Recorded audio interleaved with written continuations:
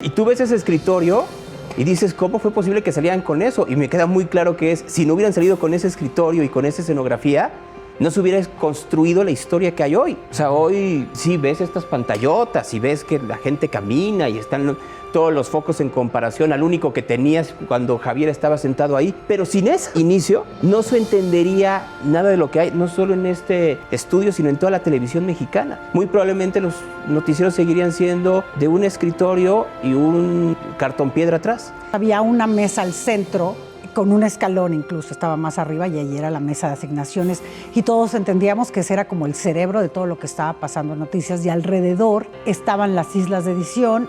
En esta mesa de asignaciones estaban Juan Carlos Barajas, llegaban los reporteros en aquel momento tenían que regresar al canal, no podíamos, no existía el FTP, no existía nada de lo que tenemos ahora. Entonces, tenían que regresar a la mesa de asignaciones y ahí les revisaban las notas y ahí se peleaban con todo el mundo para ver cuál era la que abría y demás. Fue una época de verdad de una gran generación de reporteros, Maxi Peláez, Jorge Zarza, Ana Vinocur, Jania Nobel, Sergio Vique, todos en ese momento construyeron una gran historia en la televisión mexicana y muchos de ellos continúan hoy con sus carreras. Nos encontramos en la colonia Nápoles, en donde se encuentra justamente enclavado el Estadio Azul, donde en 1 hora, 15 minutos aproximadamente, se realizará una de las fiestas máximas del pueblo mexicano. Fui la primera mujer que se subió a un helicóptero y desde ahí transmitía y me puso en aquel entonces el director de noticias, la reportera del aire. Y a mí me gustó. Me gustaba mucho. Sentía que yo traía un palco de honor desde donde veía toda la ciudad. E incluso cuando hacía otras coberturas de desastres naturales, por ejemplo, lo primero que hacía era buscar a los pilotos de la Marina para decirles, ¿puedo?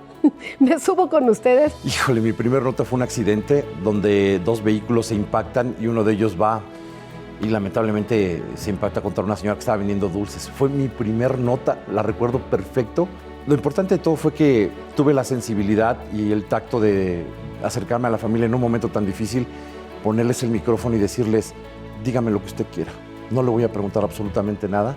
No fui impertinente, representando a mi empresa, de tener un reportero que no es incisivo con alguien que está viviendo un dolor tan fuerte. Y obviamente contestaron cosas muy importantes. Siempre tuve mi sueño americano, que así lo llamo yo, que era venir a trabajar a Televisión Azteca. Y una compañera de Multivisión que se vino a trabajar acá, en esa época estaban contratando gente en noticias. Primero jaló a una amiga y luego nos venimos 3 y llegué a Noticias.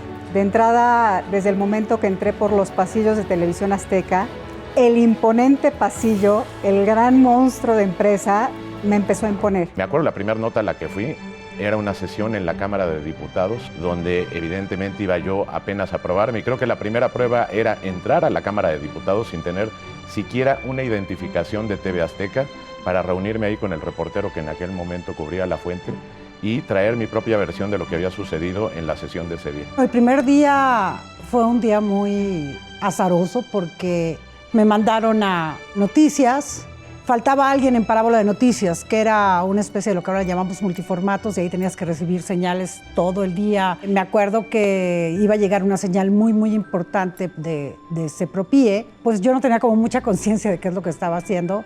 Me salí a fumar un cigarro y cuando regresé la señal ya había pasado. Y ese fue así como la primera sacudida que me metieron una regañiza durísima, durísima, durísima. No podemos olvidar que en el 94, las primeras horas de ese año, pues, surge el zapatismo y eso fue un punto de cambio, de quiebre en el país. Yo después casi me especialicé en Chiapas, pasaba largas temporadas en Chiapas cubriendo el fenómeno del zapatismo para el noticiario Hechos.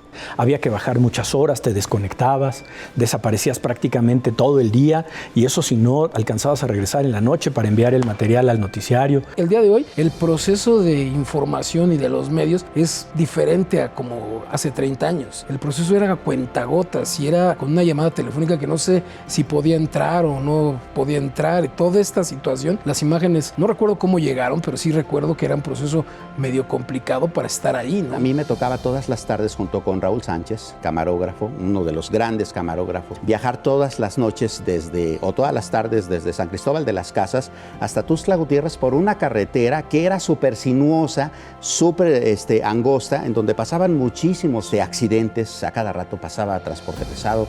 Y recuerdo que aquel 4 de agosto de 1994, pues sí, fuimos a transmitir nuestra señal de video a Tuxtla Gutiérrez, se transmite Hechos Noche. Regresamos hacia las 11 de la noche a San Cristóbal de las Casas por esa carretera tan peligrosa y tuvimos un accidente, nos desbarrancamos, ¿no? Empezó a llover súper fuerte, había un granizo intenso, la visibilidad era cero, rodamos 160 metros según el peritaje. La fuerza que tomó el automóvil hizo que yo saliera disparado, salí volando y literalmente me rompí la cara.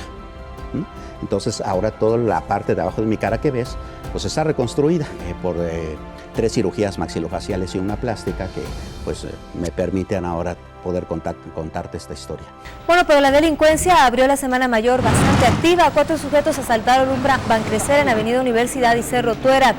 Había muchísimos bancazos y me acuerdo que parte de la cobertura que se realizaba en Fuerza Informativa Azteca tenía como un contador de bancazos. Era tal la cantidad de asaltos a bancos que había en ese entonces que los íbamos contando en los noticieros como si fuera el marcador de un partido y demás, porque rebasaban, no recuerdo ahorita la cifra, pero probablemente sí rebasaban a lo mejor los 3 o 4 asaltos bancarios al día. Yo iba a pedir una reacción al director de ese entonces del reclusorio, iba con Pepe Ponce, íbamos a la cobertura de esa entrevista y en eso vemos que estaba un asalto, tenían retenida gente en ese momento en un banco, prácticamente secuestrados, e inicia una balacera y nos quedamos viendo, ¿qué hacemos? ¿Vamos a la entrevista al reclusorio o cubrimos esta información? Pues nos bajamos y fue una cobertura pues de hechos capitalinos. Vamos en este momento hasta el Senado de la República con nuestro compañero